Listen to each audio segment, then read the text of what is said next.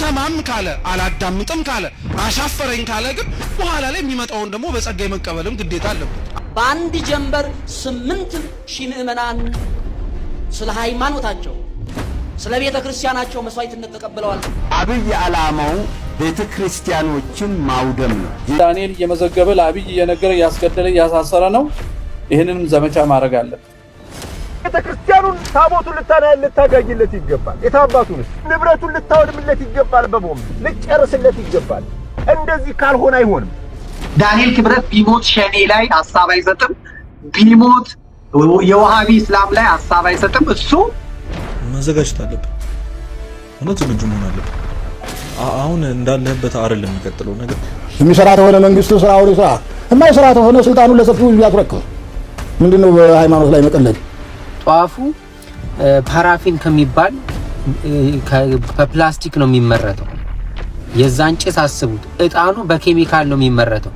ትክክለኛ እጣን አይደለም። ትክክለኛ የሚለቀፍ ከዛፍ ላይ የሚለቀም እጣን እና ለጤና የማይጎዳው እጣን አይደለም።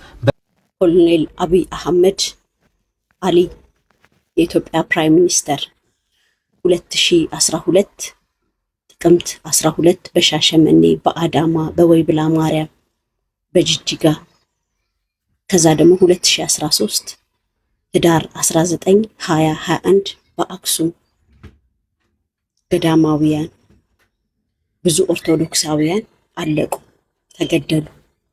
አሁን ደግሞ በአርሲ ለሶስት ለአራተኛ ጊዜ ኦርቶዶክስ ክርስቲያኖችን ብቻ ያነጣጠረ ግድያ ሰንሰለት መቼ ነው የሚያቆም?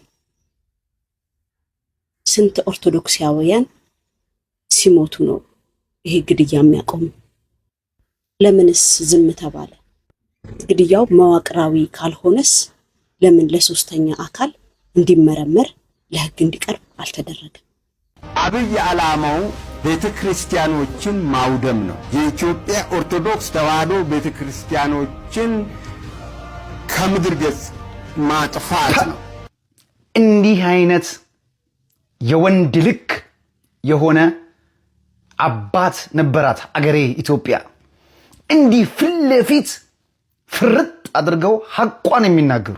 በነገራችን ላይ እኚህን ጀግናና ሐቀኛ ሰው አብይ አህመድ ካሰራቸው ከራርሟል። የተናገሯት ጠብ የማይሉ እውነተኛ ነብይ ማለት እንዲህ ነው። አንተ የምታውቀው እዚህ አዳራሽ ውስጥ ቁጭ ያለ ወንጌል የሚመስል ነገር ተሸክሞ የብልጽግና ካድሬ የሆነ ነብይ ነው የምታውቀው።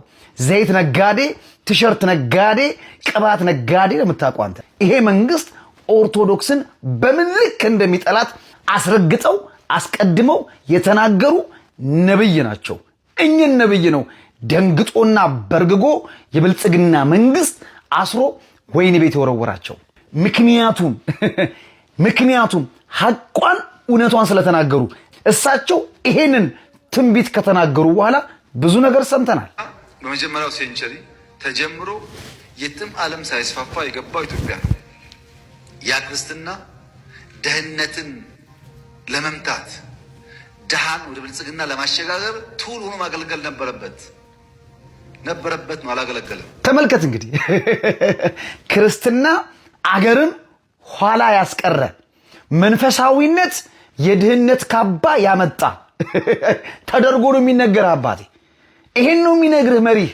ክርስትና የድህነት ካባ እንደሆነ በኦርቶዶክሳዊነት ምእመን ያጌጡ ክርስቲያኖች ስራ ፈት እንደሆኑ፣ ስራ እንደማይሰሩ፣ ብልጽግና የሚባል ነገር እንደማያውቁ እንዲህ አርጎ የሚነግር መንግስት ነው ያለ።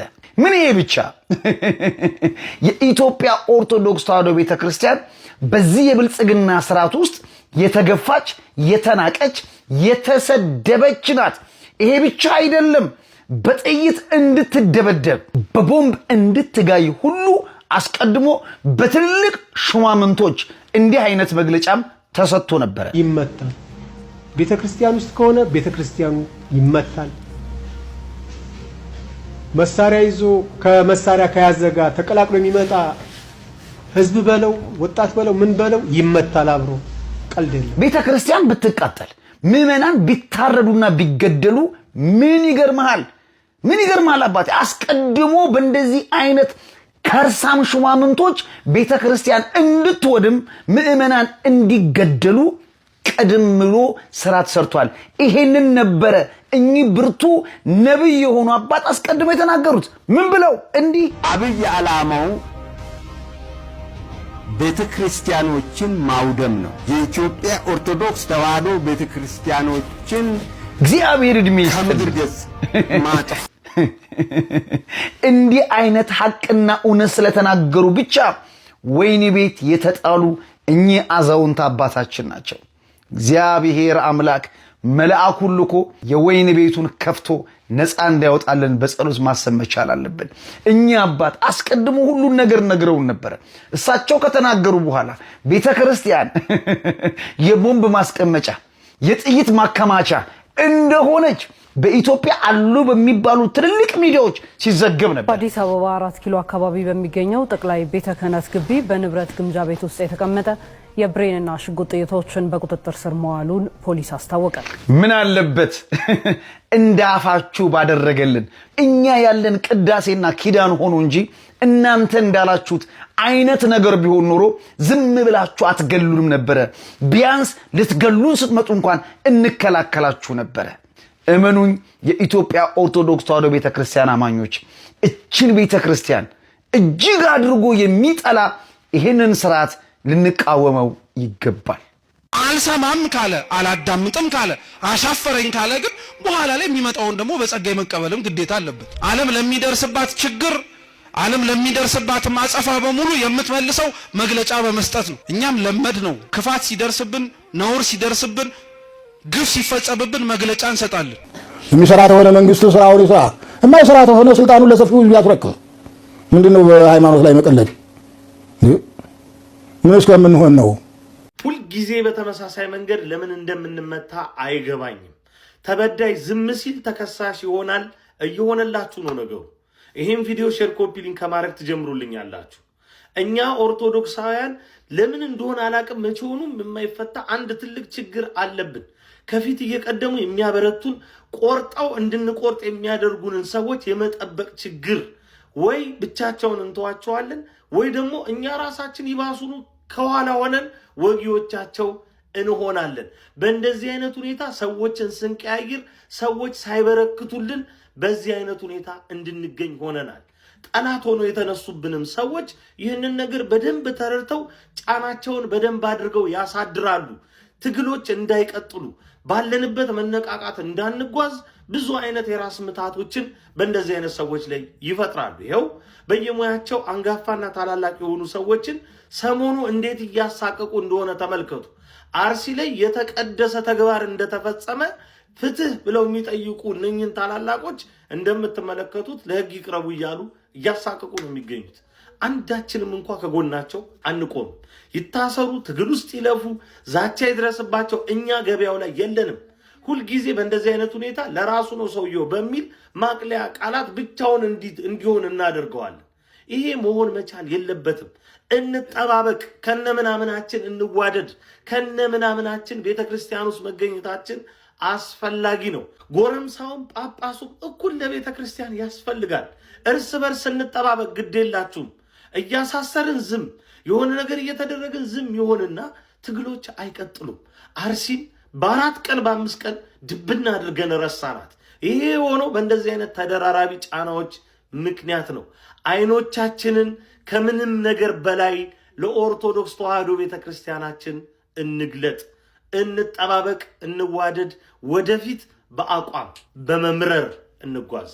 በአንድ ጀንበር 8,000 ምዕመናን ስለ ሃይማኖታቸው ስለ ቤተ ክርስቲያናቸው መስዋዕትነት ተቀብለዋል። በአፄ ሱስንዮስ ዘመን በፖለቲካውም 50 ዓመት ታማለች፣ መከራዋን አይታለች። መሪዎች በተቀያየሩ ቁጥር የራሳቸውን አይዲዮሎጂ ካልተቀበለች መኖር የለባትም ተብላ ፈተና ገጥሟታል። አሁንም እየተፈተነች ነው። እውነቱ ይሄ ነው። ቤተ ክርስቲያኑን ታቦቱን ልታጋይለት ይገባል። የታባቱንስ ንብረቱን ልታወድምለት ይገባል። በቦምብ ልጨርስለት ይገባል። እንደዚህ ካልሆነ አይሆንም። የአርሲ ኦርቶዶክሳውያን ጨፍጫፊዎችና አራጆች እንዲሁም ደጋፊዎቻቸው ለሚያመልኩት ደም እየገበሩለት ስለሆነ ዛሬም እንዲህ ይላሉ። በአርሲ ዞን ውስጥ ኦርቶዶክሳውያን ተገደሉ፣ አዎ እሰይ እንኳን ተገደሉ። በአርሲ ዞን ውስጥ ቤተ ክርስቲያን ተቃጠለ። እሰይ እንኳን ተቃጠለ። ሲያንስባችሁ ነው። ሰላምታ አረሰውም። ሰላም አለይኩም ወራህመቱላሂ ወበረካቱ። ወግረው አርደው ያረኩት በሞታችንም ጭራሽ እየተደሳሰቱ ነው። ገዳይ እንዲህ ሲፎክር አትግደሉን የማለት ይሄ ሁማን ራይት አለን። አትግደሉን ብቻ ሳይሆን ሊገለን የመጣን የመከላከልም መፍቱ አለን። ስለዚህ ካሁን በኋላ እንደ ክርስቲያን ማንኛውም ክርስቲያን ሊያደርግ የሚገባው አትግደሉን ብቻ ብሎ መጮ ሳይሆን ቤተሰቡን፣ እናት አባቱን፣ እህት ወንድሙን ሊገል የመጣን አካል የመመከት የመከላከል ሊያጠቃህ የመጣን በሚገባው የማናገር መፍቱ እንዳለን ልታውቁ ይገባል። ይሄ ሰብአዊነታችን ያንን እንድናደርግ የሚያስገድደንም ስለሆነ እነሱ እኛን ገለው ለምንድን ነው የሚፈልጉት ካል ይሄ ነው መልሱ። በሆትነስ ተነስቶ መጮህ በጣም አንድ ማሳሰቢያ የምናገረው ቤተክርስቲያን መቃጠል የለበትም። አንድ ብር ሁለት ብር ለቅማል እንደ መስጂድ የምንገነባው ቤተክርስቲያን መቃጠል የለበትም። መጥፋት ያለበት ኃይል መጥፋት አለበት። ቤተክርስቲያን ምን ይሆናል? መስጂድ ይሆናል። ለምን ይቃጠላል? ስለዚህ ሰዎች አሁን ይሄ ወራቤ ላይ የተነሳው የማይሆን ነገር ነው። እንደዚህ ቤተክርስቲያን መቃጠል የለበትም። ድሉ ከኛ ነው፣ እናሸንፋለን። ቤተክርስቲያን ገብርኤል መስጂድ ይሆናል ኢንሻአላህ። ስለዚህ በዚህ ደረጃ ነው አሁን ወጣቶች ነን፣ ሰከን ብለን ወደ ጦርነት ነው መግባት ያለብን። አላሁ አክበር። እንግዲህ እንደሰማችሁት መስጊድ ሙሉ ህዝብ ሰብስበው መሞት ያለበት ይገደልና ቤተክርስቲያኑን ገብርኤል ቤተክርስቲያን መስጊድ ይሆናል ሲል ሰምታችኋል። ታዲያ ትናንት ወዲያም እንዲሁ ነው የሆነው። አንደኛውን ቤተክርስቲያን አቃጠሉ፣ አንደኛውን ቤተክርስቲያን ዘረፉ፣ ምእመኑን ገደሉ፣ ምእመኑን እምሽክ አደረጉ። ከ300 በላይ ምእመን የት እንደገባ እንዲጠፋ እንዲፈናቀል ተደረገ። ይሄ ነው እየተካሄደ ያለው በስልት ኦርቶዶክሳውያንን የማጽዳት። አትግደሉን ለዓመታት ተባለ። አሁን አትግደሉን ሳይሆን ራሳችን አንገደልም ብለን እምቢ የማለት ህዝባዊ እምቢተኝነትን ኦርቶዶክሳውያን የማሳየት ጊዜያችን አሁን ይመስለኛል። እንዲህ ነው ደግሞ እያደረጉ ከአርሲ ኦርቶዶክሳውያንን ለዓመታት ካጸዱት በኋላ መሬቱን እንዲየተካፈለ የአርሲ ዞን የአሰላ ከተማ እንዲሁም የጥዮ ወረዳ የሙስሊሙን ህብረተሰብ ችግር ግምት ውስጥ በማስገባት ይህንን ሰፊ ሜዳ እምብርት ዋናው መንገድ ላይ የምስለው ተአምር ነው። 100,000 ካሬ ሜትር ማለት በጣም ሰፊ ነው። የአርሲ ዞን ሙስሊሞች ሰፊ ቢሆኑም ሙሉ ለሙሉ ይመጥናል ብለን አንልም። ይሄ ያልተገኘ ያልነበረ እድል ነውና እጃችን እንግዲህ እንደተመለከታችሁት ነው። እቅዳቸውን በፍጹም ሳይዘነጉ እያሳኳት እንዳለ ከዚህ እንረዳለን።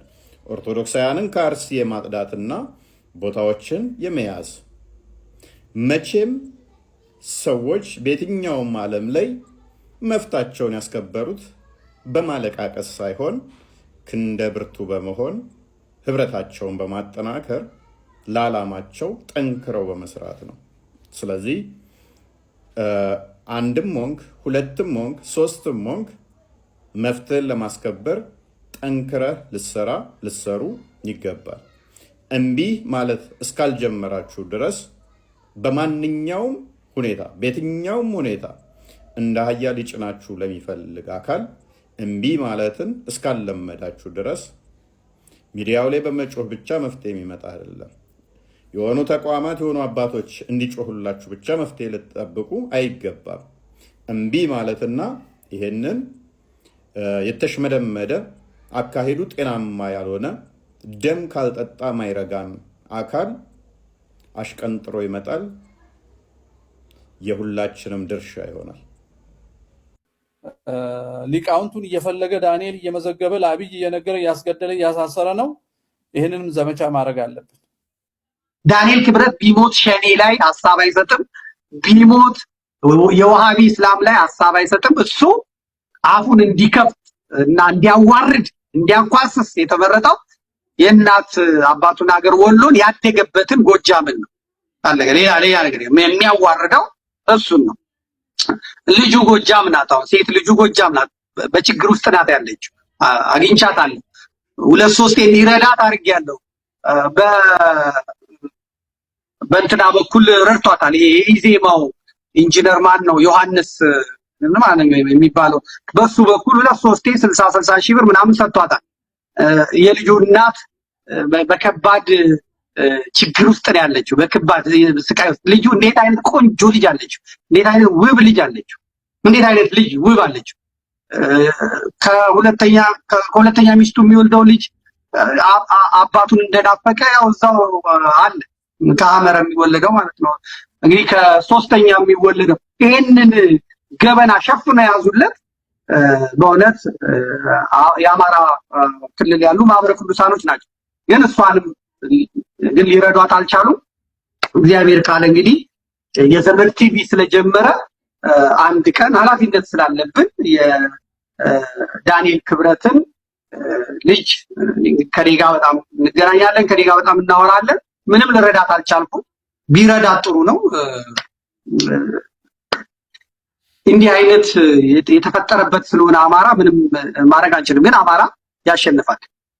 ድሮ ትዝ ካላችሁ ማለት ነው እኛ የሆነ ትንሽ ረብሽ ሲነሳ እንዲህ ብለን ዘምር ነበር። ታውቃላችሁ? ኢትዮጵያንና ሕዝቦቿን ድንበር የሚጠብቁትን አድን እግዚአብሔር ሰራዊቷን፣ ጠብቅ እግዚአብሔር ሰራዊቷን ብለን እኮ ዘምር ነበር። ወንድሜ ዛሬ እኮ ቤተ ክርስቲያናችን እኮ ተቃጠለች። ያ ሰናይ ዲያቆን እኮ ያ ጓደኛ ድምፁ የሚያምር እሱም እኮ ተገደለ። ወይ ያንሳ አባት ልጄ ሆይ ብሎ ወደ እግዚአብሔር ያስታረቀ ያንን ሁላ ለሰው መናገር የፈለገውን ኃጢአት የተናዘዝክበት አባት ታሰሩ እኮ ተገደሉ እኮ። አይገርምም? ያ እኔ እናንተ አብረን የዘመርንበት አውደ ምሕረት ትዝ አለክ? ያ እኔ ከስደት ደክሞኝ ወደ ሀገሬ ስመለስ አንተ ደግሞ ከበረሃ ግዴታህን ጨርሰ ስትመጣ ዘምራለን የተባባልንበት ቤተክርስቲያን እኮ ተቃጠለ።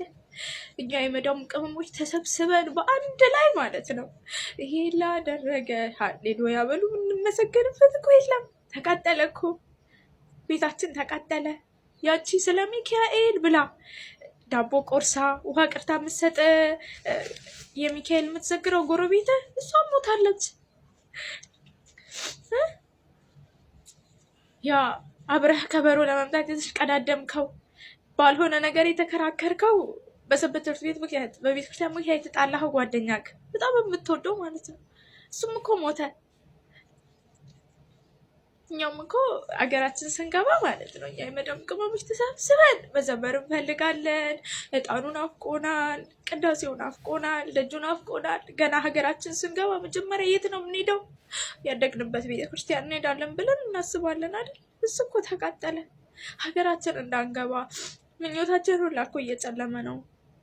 እንዳንናገር የሚሰማን የለም። ዝም ስንል ተቃጠልን። በቤቱ የሆነብንን አስብ ከማለት ውጭ ምንም ማለት አንችልም። የሞቱትን እግዚአብሔር አምላክ በአጸደ ገነት ያሳርፍልን። በስመ አብ ወወልድ ወመንፈስ ቅዱስ አሐዱ አምላክ አሜን። ቅድም የሰራሁት ቪዲዮ ድምፁ ተቋርጧል የሚል መልእክት ደርሶኛል። ያ እንትን ስልክ ገብቶ ስለነበር ነው፣ ይቅርታ። ድጋሚ መልእክቱ ለማስተላለፍ እሞክራለሁ፣ በጣም ወሳኝ ስለሆነ ማለት ነው።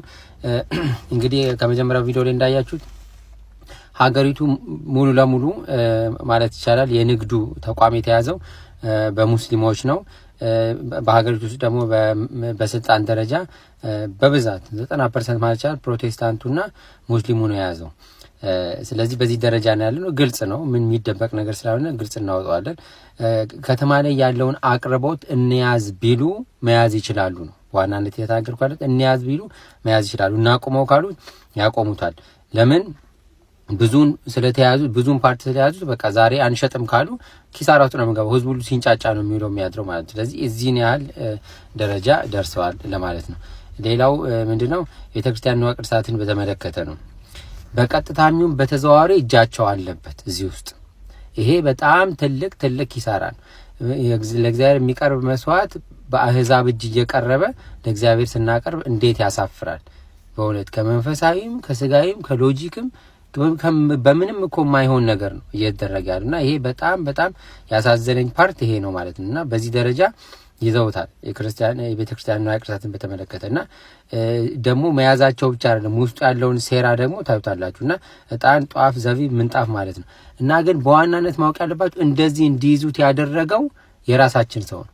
የቤተክርስቲያን ሽያጭና ግዢ ክፍሎች እዛ ውስጥ ያሉ ሰዎች ናቸው ይሄንን እድል የሰጧቸው። ለምን ሰጧቸው? የሚያቀርቡላቸው ኦፈር የሚያደርጓቸው የገንዘብ መጠን።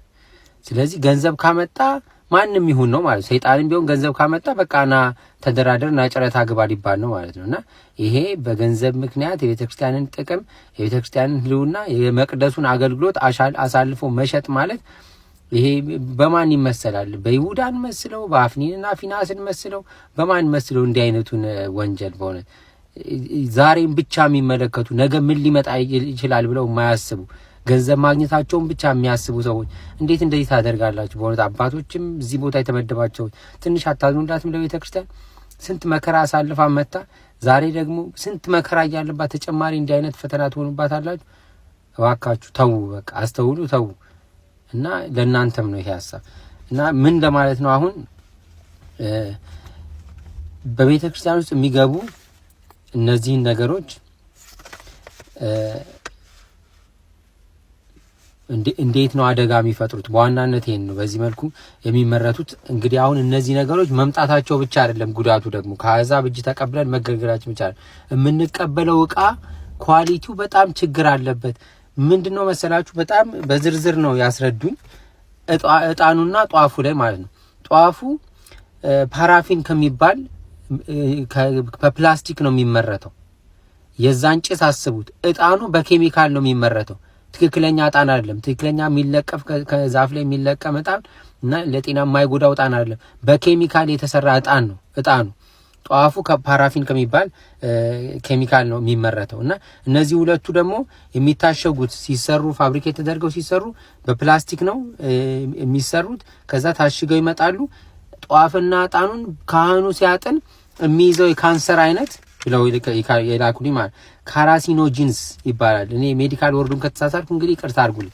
እንደዚህ የሚባል የካንሰር በሽታ የሚያመጣ ነው ጭሱ፣ የዕጣኑና የጧፉ ጭስ ማለት ነው። በቤተ መቅደሱ ሲታጠን እንግዲህ ተያይዘን አለቅን። በቃ እኛ የምናስበው እዛ ጫካ 50 60 ሰው መታረዱ ነው የምናስበው። እንደ አጠቃላይ ግን ካህኑ መርዝ እየታደለው ነው የሚያጥነው በየቤተ መቅደሱ። ከዛ በጊዜ ሂደት የካንሰር በሽተኛ ይሆናል እና አድንም ተብሎ ይሞታል። ሌላም በሽታ ይሄ ብቻ አይደለም። ይሄ እንደው በዋናነት የታወቀ ስለሆነ ከዚህ በላይ የሆኑ ክፉ በሽታ የሚያስይዙ ኬሚካሎች ናቸው ዕጣኑ የሚሰራበትና ጧፉ የሚሰራበት። በቃ እንዴ ያሳለፈ ከሰጠ በኋላ ይሄኔ እንግዲህ እዛ ለ1000 ለ10000 ለ20000 ብር ልዩነት ተብሎ ነው የክርስቲያኑን ተጫራች እንቢ ብለን ለአሕዛብ ተጫራች እድል የሰጠ ነው። ከዛ በኋላ እንደዚህ አይነት ጉዳይ ያመጣል እና በጣም ነው የሚያስይዘውና በከፍተኛ ሁኔታ ማለት ነው በከፍተኛ ሁኔታ በእንደዚህ አይነት ሁኔታ ተስፋፍተው ያሉት። ከዛ ውጪ እንግዲህ እኛ የምናየው ሱቅ ውስጥ ትንሿ መደብር ውስጥ የተደረደረውን ዕጣንና ጧፍ ነው። ከየት መጣ እንልም። ፊት ለፊት የምትቀመጠው ወለተ ማርያምና ገብረ ሚካኤል ናቸው የሚሸጡት። ግን የዛ ሱቁን ባለቤት አናቀውም። ያን ምርት እነዚህ ሰዎች ከየት ተቀብለው እንደሚያመጡት አናቀም። እነሱ ምንጩን ነው ከኋላ ያዙት። ከኋላ ይሰጡሃል። አንተ መስቀል የለጠፈ ሱቅ ላይ ሄደ ትገዛለህ። ይሄ ምርት ከየት መጣ አትልም። እነዛ ሰዎች ሰራተኛ ይሁኑ ሻጭ ይሁኑ ወይ ደግሞ ራሳቸው የሱቋ ባለቤት ይሁኑ አናቅም። እንገዛለን፣ ወስደን ለካህና ሰጠን፣ ካህኑን በበሽታ ላይ እንጥላለን። አስቀዳሹ አስቀድሳለሁ ብሎ መጥቶ በሽታ ላይ ይወድቃልና የሚሰራው ስራ ውስጥ ያለው ስራ ከፍተኛ ሴራ ነው እና ይሄንን ሴራ እዛ ሆነው እንዳያጋልጡ አሁን ይሄ ነገር ተነግሯል አሉ። እንዴት እስከዛሬ ጸጥ ተባለ ብዬ ነው የጠየቁትና ተነግሯል። በየማህበራቱ በየሰንበት ትምህርት ቤቱ ተነግሯል። ደፍሮ ግን ለመናገር አልተቻለም። ለምን 40% ነው ያለኝ። በፐርሰንት ደረጃ ጥናት ተደርጎ 40% የለውጡ ደጋፊና ካድሬ ነው እዛ ውስጥ ያለው እና ከዛ በተጨማሪ ይሄንን ስራ ከነሱ ጋር ተባብሮ የሚሰራ ነው እዛ ውስጥ ያለው። ይሄ 40% ማህበራት የተባሉ ውስጥ አለ ኢንክሉዲንግ ማህበረ ቅዱሳን ማለት ነው። እዛ ውስጥ ድረስ አሉ። ስለዚህ እንደፈለጉ መናገር አይችሉም፣ እንደፈለጉ መቃወም አይችሉም። ታፍኗል፣ ተይዟል። ከቤተ ክህነት ጀምሮ ማህበራት፣ ሰንበት ትምህርት ቤቶች ሁሉም ውስጥ እጃቸው አለ። ስለዚህ እንደፈለጉ ሐሳቡን መንገርና ህዝቡን ከዚህ አደጋ መታደግ አይችሉም። ስለዛ ነው ሐሳቡን ወደኛ ያስተላልፉትና እኛ ደግሞ ስለዚህ ምእመናን እባካችሁ አስቡ። ሳናውቀው ራሳችንን እየገደልን ኪሳችን ውስጥ ባለው ገንዘብ የት እንደምናወጣው ባለማወቃችን፣ ባለመጠንቀቃችን፣ ባለማገናዘባችን ምን አይነት አደጋ እየተፈጠረ እንደሆነ እዩ። እና ከፍተኛ ችግር ነው ያለው። እነሱ ሎንግ ተርም ኪሊንግ ፕላን ነው ያላቸው። ረጅም ጊዜ የሚቆይ የመግደል፣ የማጥፋት፣ የማጽዳት አላማ ይዘው ነው የተነሱት። እኛ ዛሬ ትላንትና እዛ የሆነ ጫካ ላይ ገብተው የፈጠሩትን ሜስ ነው የምናየው። እነሱ ግን ውስጡን የረጅም ጊዜ የማይለቅ በሽታ ቁስል እያጣበቁብን ያሉት በውስጥ እየሰሩ ማለት አስቡት። የቤተ መቅደስ አገልግሎት በእነሱ ምርት ነው እኛ የምንጠቀመው፣ እነሱ እያከፋፈሉ ነው የምንጠቀመው። ኦርቶዶክሳዊ የሆነ ይሄ ዕጣንና ጧፍ ትክክለኛውን የሚያመርትና የሚያከፋፍል ጠፍቶ ነው። ለዚህ እዚህ ውስጥ ድረስ ገብተውብናል። ይሄን ሁሉ ሴራ መበጣጠስ አለብን። በሰንበት ትምህርት ቤት የደብረ አስተዳዳሪዎች አሁን እንደ እንትን ለመስጠት ማለት ነው፣ እንደ ማጠቃለያ ለመስጠት። ከዛ በፊት ግን አንድ የዘለልኩት ርዕስ ምንድነው የማህበረ ቅዱሳን መዳከምና ሰንበት ትምህርት ቤት እንደፈለገ እንዳይናገር የቻለበት ምክንያት በዋናነት ዳንኤል ክብረት ነው። ዳንኤል ክብረት ማህበረ ቅዱሳን የማዳከሙን ሚና በዋናነት የተወጣው እሱ ነው። እንደ ቤተክርስቲያን ጠበቃ ነበሩ፣ ጎበዞች ነበሩ። እዚህ ደረጃ እንዲደርሱ ጸጥ እንዲሉ፣ እንዲደነዝዙ፣ ዝም እንዲሉ ያደረገው እሱ ነው እና ውስጡን የገቡት ካድሬዎች ናቸው። ስራ እንዳይሰራ ያደረጉት በየሰንበት ትምህርት ቤቱም ነቃ ያሉትን ልጆች እየኮረኮሙ እዛው እንዳይንቀሳቀሱ፣ ስራ እንዳይሰሩ እንዲወገዱ እየተደረገ ነው። ነገሮች እንዲዳፍኑ የተደረገው እንጂ መረጃው አላቸው። ምን ያድርጉት? እንዴት ያውጡት? አንድ ነገር ሲናገሩ ይታሰራሉ። አንድ ነገር ሲናገሩ ምክንያት እየተፈለገ ሌላ ነገር ይደረጋሉ። ስለዚህ በቃ ታፍነው ነው ያሉት። መፍትሄ የታሰበው አሁን ምንድነው? አንደኛ እኛ መረጃውን እናወጣለን። ከተነገራችሁ ሰዓት ጀምሮ ተጠንቀቁ፣ ምእመናን ተጠንቀቁ። የምታደርጉትን ነገር እያሰባችሁ አድርጉ። ምንጣፍ በጨረታ የሚገዙት እነሱ ናቸው። ከነሱ ነው የሚቀርብልን የቤተ መቅደስ ምንጣፍ። አስቡት፣ ይሄ እዚህ ደረጃ ነው የደረሰው። እና ሱቅ ስትሄዱ ስትገዙ እውነተኛ ክርስቲያን መሆኑን የሚመረተው ዕቃ ትክክለኛ መሆኑን ምንጩን እናጣራ። እና የምታከፋፍሉም የኦርቶዶክስ ልጆች እናንተ አከፋፍሉ ትክክለኛውን። ማህበረ ቅዱሳን የራሱ ሱቅ አለው። እሱ ሱቅ ውስጥ ያሉ ድንጋይ የሚያካክል ዕጣን፣ እሱ ነው ትክክለኛ ዕጣን የሚባለው። ይሄ ሲታይ ሲነኩት እንደዚህ መዓዛው በጣም የሚስበው ኬሚካል ነው። ካህናቶችን ይጨርሳቸዋል፣ ይገላቸዋል። ጸጥ ብላችሁ ስለት ያላችሁ ምጽዋት ያላችሁ እሱን አምጣችሁ አትስጡ። ትክክለኛ የሰም ዕጣን ያልሆነ እያመጣችሁ አትስጡ። በዚህ ነው ገበያቸው መግደል የምንችለው፣ ወደ ትክክለኛው ገበያ መሻገር የምንችለው። ትክክለኛ የኦርቶዶክሳውያን ሱቅ የሱቁ ባለቤት መሆኑን አረጋግጡ። ጸጥ ብሎ ሻጭ ነጋጅ ሆኖ እዛ ለደሞዝ ተቀጥሮ ካህናትን መጨረስ የለበትም። የሱቁ ባለቤት መሆኑን ምርቱን ትክክለኛነቱን እያረጋግጣችሁ ግዙ። ለጊዜው የምታዩትና ስታሽቱት የሚጥመው አይደለም። ትክክለኛውን የቤተ ክርስቲያን ንዋየ ቅድሳት ጠይቁ፣ ተረዱና እሱን ብቻ አከፋፍሉ። የምታከፋፍሉም ሰዎች የምትሰሩበትን የምታመርቱበት እናንተ መሆናችሁን መለያ እያደረጋችሁ አከፋፍሉ። እና በዋናነት ይህንን ሀሳብ እኛ በዚህ እናግዛለን። በዚህ የሰንበት ትምህርት ቤቱ ያላችሁ ታማኝ የእግዚአብሔር አገልጋዮች እናንተም አሰራጩ፣ ለህዝቡ ግንዛቤውን ፍጠሩ።